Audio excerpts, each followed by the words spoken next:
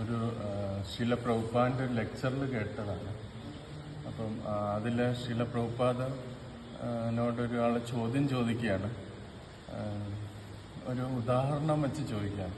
അതായത് പ്രിയവ്രത മഹാരാജുള്ള സമയത്ത് അദ്ദേഹത്തിനോട് നാരദ മഹർഷി വന്നിട്ട് അദ്ദേഹത്തിനോട് പറഞ്ഞു ബ്രഹ്മചാരി ആവാനും ബ്രഹ്മാവ് വന്നിട്ട് ഗൃഹസ്ഥനാകാനും പറഞ്ഞു. അപ്പോൾ രണ്ടുപേരും നാരദ മഹർഷിയും ബ്രഹ്മാവും അതോറിറ്റീസാണ്. അപ്പോൾ എങ്ങനെയാണ് ഇതിൻ്റെ ഇടയിലുള്ള ഈ ഡിഫറൻസ് ഓഫ് ഒപ്പീനിയൻ എങ്ങനെയാണ് നമ്മൾ കാണേണ്ടത് എന്നുള്ളത്. അപ്പോൾ പ്രഭുപാദ് അതിന് ഉത്തരം പറഞ്ഞ് വളരെ ലഘുവായിട്ടൊരു രീതിയിലാണ് ഉത്തരം പറഞ്ഞത്. പ്രഭുപാദ് പറഞ്ഞത്, ഇപ്പം നമ്മൾ വിഗ്രഹത്തിനെ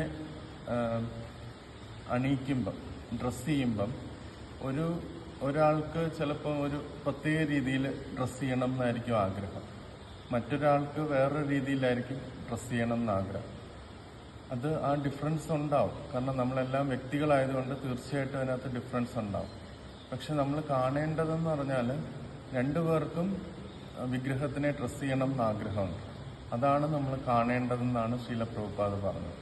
അപ്പം ആത്മീയ ജീവിതത്തിൽ അവിടെയും ഈ വ്യത്യാസങ്ങൾ തീർച്ചയായിട്ടും ഉണ്ടാവും. പക്ഷെ അതിൻ്റെ കുറച്ചും കൂടെ നമ്മുടെ ഹൃദയത്തിനെ വികസിപ്പിച്ചിട്ട് അത് രണ്ടുപേർക്കും ഭഗവാനെ സേവിക്കണം എന്നാണ് ആഗ്രഹം എന്നത് നമ്മൾ മനസ്സിലാക്കി കഴിഞ്ഞാൽ ഇത്തരം